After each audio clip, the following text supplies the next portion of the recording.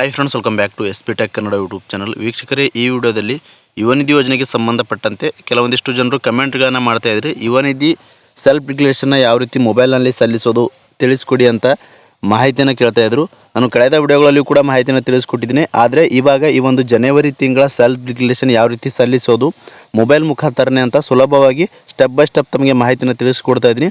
ಅದ್ರ ಬಗ್ಗೆಯೂ ಕೂಡ ಮಾಹಿತಿಯನ್ನು ತಿಳಿಸ್ಕೊಡ್ತಾ ಇದ್ದೀನಿ. ಮತ್ತು ಇನ್ನೂ ಏನಂತಂದರೆ, ಕೆಲವೊಬ್ಬರಿಗೆ 6,000 ರೂಪಾಯಿ ಕ್ರೆಡಿಟ್ ಆಗಬೇಕಾಗಿತ್ತು, ಕೆಲವೊಬ್ಬರಿಗೆ 3,000 ಮಾತ್ರ ಹಣ ಜಮಾ ಆಗಿದೆ.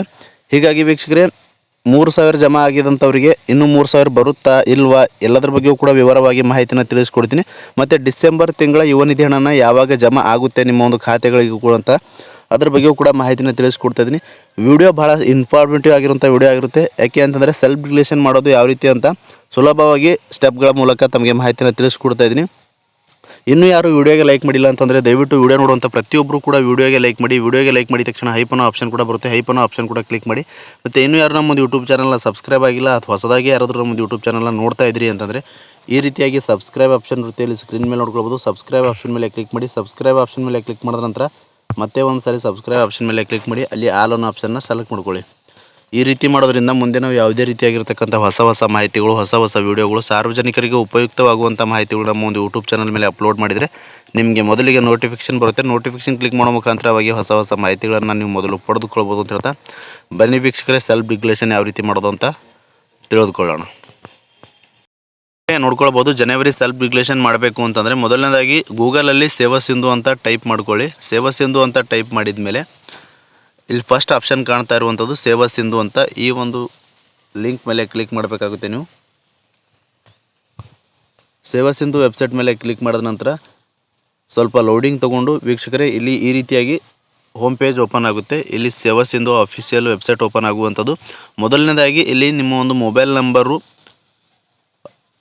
ಪಾಸ್ವರ್ಡ ನೀವು ಸೇವ್ ಇದ್ದರೆ ಪಾಸ್ವರ್ಡನ್ನ ಎಂಟ್ರಿ ಮಾಡಿ, ಕ್ಯಾಪ್ಚಾ ಕೊಟ್ಟಿರುವಂಥ ಕ್ಯಾಪ್ಚಾನ ಎಂಟರ್ ಮಾಡಿ ಸಬ್ಮಿಟ್ ಆಪ್ಷನ್ ಮೇಲೆ ಕ್ಲಿಕ್ ಮಾಡಿದ ನಂತರ ಲಾಗಿನ್ ಆಗುವಂಥದ್ದು. ನೀವೇನಾದರೂ ಲಾಗಿನ್ ಅಂತಂದರೆ ರಿಜಿಸ್ಟರ್ ಆಗಿಲ್ಲ ಅಂತಂದರೆ ಇಲ್ಲಿ ಸಬ್ಮಿಟ್ ಕೆಳಗಡೆ ರಿಜಿಸ್ಟರ್ ಆಪ್ಷನ್ ಇದೆ, ರಿಜಿಸ್ಟರ್ ಮಾಡಿಕೊಂಡು ನೀವು ಲಾಗಿನ್ ಆಗ್ಬೋದು. ನಾನು ಇವಾಗ ಮೊಬೈಲ್ ನಂಬರು ಮತ್ತು ಪಾಸ್ವರ್ಡು ಮತ್ತು ಕ್ಯಾಪ್ಚಾನ ಎಂಟರ್ ಮಾಡಿ ಮುಂದಿನ ಪ್ರೋಸೆಸ್ ತಮಗೆ ತಿಳಿಸ್ಕೊಡ್ತೀನಿ, ನೋಡ್ಕೊಳ್ಬೋದು. ಲಾಗಿನ್ ಆದಮೇಲೆ ಈ ರೀತಿಯಾಗಿರ್ತಕ್ಕಂಥ ಪೇಜ್ ಓಪನ್ ಆಗುತ್ತೆ. ಇಲ್ಲಿ ಲೆಫ್ಟ್ ಸೈಡಲ್ಲಿ ಎರಡನೇ ಆಪ್ಷನ್ ನೋಡ್ಕೊಳ್ಬೋದು, ಅಪ್ಲೈ ಫಾರ್ ಸರ್ವಿಸಸ್ ಅಂತ ಇದೆ. ಅಪ್ಲೈ ಫಾರ್ ಸರ್ವಿಸಸ್ ಆಪ್ಷನ್ ಮೇಲೆ ಕ್ಲಿಕ್ ಮಾಡಿ, ಅಲ್ಲಿ view all available services option ಮೇಲೆ ಕ್ಲಿಕ್ ಮಾಡಿ. ವೀಕ್ಷಕರೇ ನೋಡ್ಕೊಳ್ಬೋದು, view all available services option ಮೇಲೆ ಕ್ಲಿಕ್ ಮಾಡಿದ ನಂತರ ಈ ರೀತಿಯಾಗಿರ್ತಕ್ಕಂಥ ಪೇಜ್ ಓಪನ್ ಆಗುತ್ತೆ. ಇಲ್ಲಿ ಸರ್ಚ್ ಆಪ್ಷನ್ ಇದೆ, ಸರ್ಚ್ ಆಪ್ಷನಲ್ಲಿ ಯುವ ಅಂತ ಸರ್ಚ್ ಮಾಡಿ.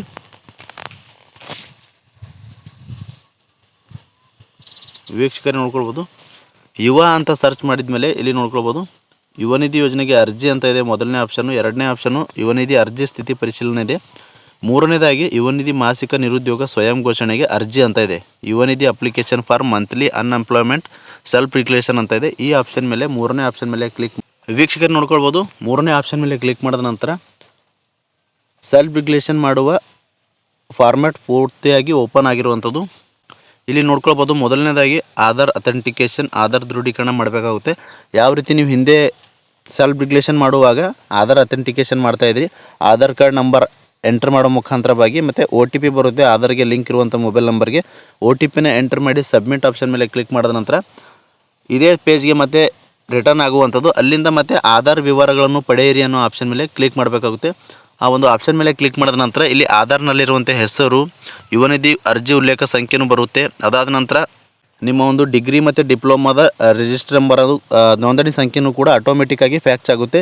ಇಲ್ಲಿ ತಿಂಗಳು ನೋಡ್ಕೊಳ್ಬೋದು, ಜನವರಿ 2026 ಅಂತ ಕೊಟ್ಟಿರುವಂಥದ್ದು. ಈ ತಿಂಗಳದು ಸೆಲ್ಫ್ ಡಿಕ್ಲರೇಷನ್ನ ನೀವು ಸಲ್ಲಿಸ್ತಾ ಇರುವುದರಿಂದ ಈ ಆಪ್ಷನ್ನ ಬರ್ತಾ ಇರುವಂಥದ್ದು. ಅದಾದ ನಂತರ ವೀಕ್ಷಕರಿಗೆ ನೋಡ್ಕೊಳ್ಬೋದು ಮೊದಲು ಯಾವ ರೀತಿ ನೀವು ಸೆಲ್ಫ್ ಡಿಕ್ಲರೇಷನ್ನ ಸಲ್ಲಿಸ್ತಾ ಇದ್ರಿ ಅದೇ ರೀತಿಯಾಗಿ ಫಾರ್ಮ್ಯಾಟ್ನ ಬಂದಿರುವಂಥದ್ದು. ಯಾವ ಕಾರಣಕ್ಕೆ ಅಂತಂದರೆ, ಈಗಾಗಲೇ ನೀವು ಡಿಸೆಂಬರ್ ತಿಂಗಳಲ್ಲಿ ಸೆಲ್ಫ್ ಡಿಕ್ಲರೇಷನ್ ಸಲ್ಲಿಸುವಾಗ ನಿಮ್ಮದು ಎಲ್ಲ ಡೀಟೇಲ್ಸ್ನ ಅಪ್ಲೋಡ್ ಮಾಡಿರ್ತೀರಿ. ಸೆಲ್ಫ್ ಡಿಕ್ಲರೇಷನ್ ಕೊಡುವಾಗ ಯಾವ ರೀತಿ ಅಂತಂದರೆ, ನಿಮ್ಮ ಒಂದು ಡಿಗ್ರಿ ಮತ್ತು ಡಿಪ್ಲೊಮಾದ ಎಲ್ಲ ಯಾವ ಟಾಪ್ ಸಬ್ಜೆಕ್ಟ್ ಇರ್ತವೆ, ಸಬ್ಜೆಕ್ಟ್ ಹೆಸರು ಮತ್ತು ಮಾರ್ಕ್ಸ್ಗಳನ್ನು ಎಂಟ್ರಿ ಮಾಡಿದಿರಿ, ನಿಮ್ಮ ಒಂದು ಪರ್ಸೆಂಟೇಜ್ ಎಂಟ್ರಿ ಮಾಡಿದಿರಿ, ಮತ್ತು ನೀವು ತರಬೇತಿ ಹೊಂದೋದಕ್ಕೆ ಇಷ್ಟ ಇದೆಯಾ ಇಲ್ವೋ ಅಂತ ಎಲ್ಲವೂ ಕೂಡ ನಿಮ್ಮೊಂದು ಅನಿಸಿಕೆಗಳನ್ನು ಕೂಡ ಅಲ್ಲಿ ಎಸ್ ಆರ್ ನೋ ಅನ್ನೋ ಮುಖಾಂತರವಾಗಿ ಸೆಲ್ಫ್ ಡಿಕ್ಲರೇಷನ್ ನೀವು ಸಲ್ಲಿಸಿರುವಂಥದ್ದು. ಹೀಗಾಗಿ ಈ ಒಂದು ಜನವರಿ ತಿಂಗಳಲ್ಲಿ ಅಂಥವ್ರು ಯಾರೆಲ್ಲ ಒಂದು ಸೆಲ್ಫ್ ಡಿಕ್ಲರೇಷನ್ ಸಲ್ಲಿಸುವಾಗ ಎಲ್ಲ ಡೀಟೇಲ್ಸ್ನ ಡಿಸೆಂಬರ್ ತಿಂಗಳಲ್ಲಿ ಫಿಲ್ ಮಾಡಿದ್ರಿ ಅಂಥವರಿಗೆ ಮತ್ತೆ ಹಿಂದೆ ಯಾವ ರೀತಿ ಸೆಲ್ಫ್ ಡಿಕ್ಲರೇಷನ್ನ ಕೊಡ್ತಾಯಿದ್ರಿ ಅದೇ ರೀತಿಯಾಗಿ ಬಂದಿರುವಂಥದ್ದು.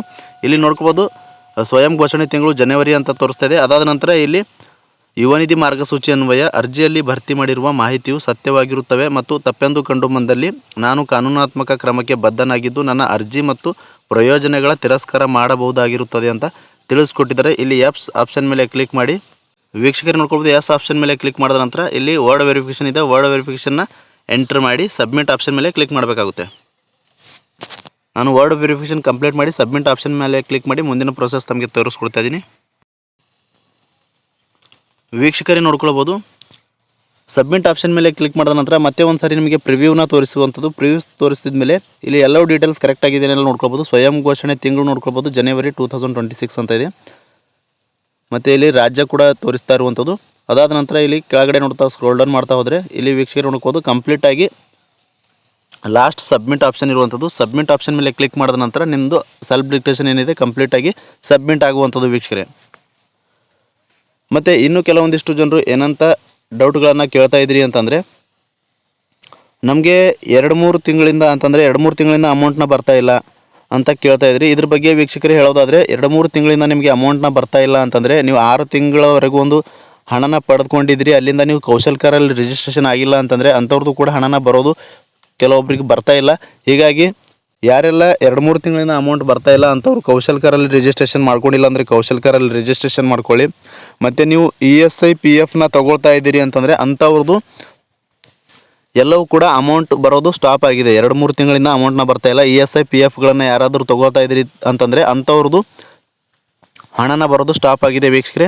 ನೀವು ಒಂದು ಸಾರಿ ಸ್ಟೇಟಸ್ನ ಚೆಕ್ ಮಾಡ್ಕೊಳ್ಳಿ. ಮತ್ತು ಎಲ್ಲವೂ ಕೂಡ ಕರೆಕ್ಟಾಗಿತ್ತು, ನಮಗೆ ಹಣ ಬರ್ತಿಲ್ಲ ಅಂತಂದರೆ ಯುವ ನಿಧಿ ಹೆಲ್ಪ್ಲೈನ್ ನಂಬರ್ಗೆ ಕಾಲ್ ಮಾಡಿ ನಿಮ್ಮ ಒಂದು ಅರ್ಜಿ ಸಂಖ್ಯೆನ ಅವರಿಗೆ ತಿಳಿಸಿ ಈ ರೀತಿ ಆಗಿದೆ ಪ್ರಾಬ್ಲಮ್ ಅಂತ ತಿಳಿಸಿದಾಗ ಅವರು ಕಂಪ್ಲೀಟಾಗಿ ತಮಗೆ ಮಾಹಿತಿನ ತಿಳಿಸ್ಕೊಡ್ತಾರೆ ಅಂತ ಹೇಳ್ತಾ, ಇನ್ನು ವೀಕ್ಷಕರೇ ಡಿಸೆಂಬರ್ ತಿಂಗಳದು ಯುವ ನಿಧಿ ಹಣನ ಯಾವಾಗ ಬರುತ್ತೆ ಅಂತ ಕೇಳ್ತಾ ಇದ್ರಿ. ಇದರ ಬಗ್ಗೆ ಹೇಳೋದಾದರೆ ಡಿಸೆಂಬರ್ ತಿಂಗಳ ಯುವ ನಿಧಿ ಹಣ ಏನಿದೆ ಜನವರಿ 15ನೇ ತಾರೀಕು ಆದ ನಂತರ ಇಲಾಖೆ ಕಡೆಯಿಂದ ಮಾಹಿತಿನ ಬರುತ್ತೆ ಅಂತ ಮಾಹಿತಿನ ತಿಳಿಸ್ಕೊಟ್ಟಿದ್ದಾರೆ.